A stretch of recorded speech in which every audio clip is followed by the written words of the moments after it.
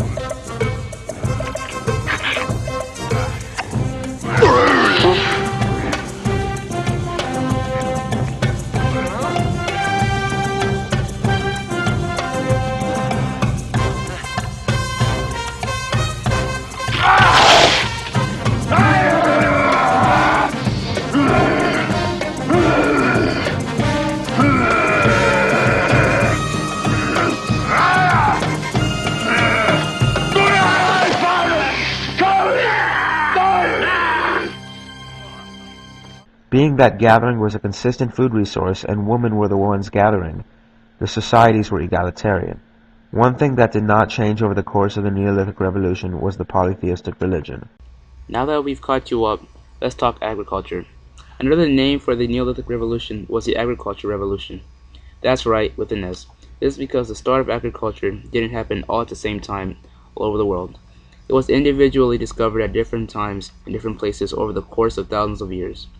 There are many theories on how exactly the first one started in the Fertile Crescent, such as a response to environmental changes or a random discovery that crops can grow. The point is, someone did. Once it was discovered, societies became more sedentary and lived in one place. This caused a growth in population because there were a mass amount of food being produced in one place. However, it also caused issues such as deforestation, soil exhaustion, and new diseases. In about 5000 BCE, we see civilizations begin to emerge, the first and most prominent being Mesopotamia. Mesopotamia is located in the Fertile Crescent, which is on the eastern edge of the Mediterranean, between the Tigris and Euphrates River.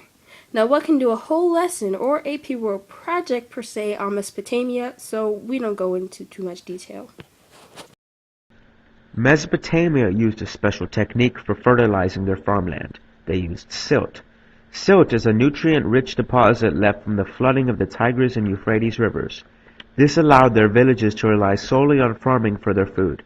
They created city-states which were set up with a small place for elites in the center and a massive circle of farms surrounding it. The elite center provided a wall around the farms for protection in exchange for their food. Following Mesopotamia, civilizations near the Nile, Indus River Valley, Yellow River Valley, Papua New Guinea, and Andes Mountains began to pop up and adopt agriculture. Here's a quick timeline for you. In 8000 BC, wheat began to be cultivated in the Middle East. In 7000 BC, the people of eastern Anatolia took the first step out of the Stone Age and created hammered copper. From 7500 to 6500 BC, animals such as pigs, goats, and cows were being domesticated. In this time period, societies began to develop. Between the times of 8000 to 3100 BC, the people of Mesopotamia developed a system of record keeping and accounting. In 6500 BC, the city of Kirakina showed signs of urban planning. By 5000 BC, civilizations in the Nile River valleys were domesticating animals and drought-resistant plants. In 4000 BC, showed the first use of oxen in farming. In 3100 BC, the first Egyptian dynasty is formed and donkeys are domesticated. In 1772 BC, Hammurabi's Code was created. One of the main political significances of the Neolithic Revolution was the creation of Hammurabi's Code. Hammurabi's Code was the first form of written law and rules for a society that the world had ever seen. This code created an equality of the defined social classes and promoted fair treatment to all citizens, like the eye for eye concept. The establishment of equality and rights to women is shown in a code, however, it is still based in patriarchy. This code also holds importance because it was the first evidence of a king in a society. Such a burst of agriculture in the world created a lot of new economic systems. The shift from hunting and gathering to a sedentary farming lifestyle led to a traditional economy. A traditional economy is an economy based on agriculture, with others in society working in simple crafts. This would be defined as specialization of labor. Specialization of labor is when there are specific people whose job is to mass produce food. This allowed other people to work on crafts and other creations, such as blacksmithing, creating clothes, and discovering technologies. Some trans-regional trade developed mostly through the pastoralists, who were primarily Israelites during this time. The barter system was developed, which facilitated with the diffusion of weapons, technology, and information. Period had a lot of social changes and significance. For starting, a society that was once egalitarian became patriarchal.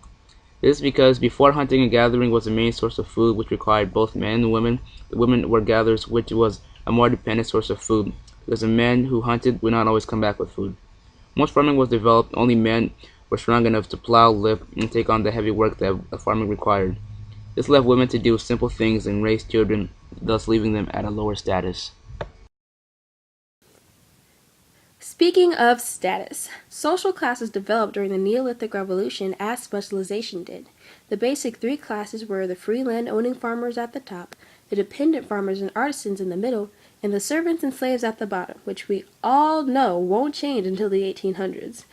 As the states and societies grew, the social classes and gender roles became more stratified. Which brings us to the next topic, religion. Even after all the innovations in agriculture development, the polytheistic religion was maintained. Many nature gods began to appear in cultures such as gods of harvest and rain. Also, anthropomorphic gods became popular, which were animals that could talk and act as godlike figures. Culturally, societies grew and expanded a lot through the discovery of cuneiform. This writing allowed for ideas to be expressed, transported, and documented. If an idea was had, it could be written down or presented in a permanent form that allowed it to be expanded upon at any time without being forgotten.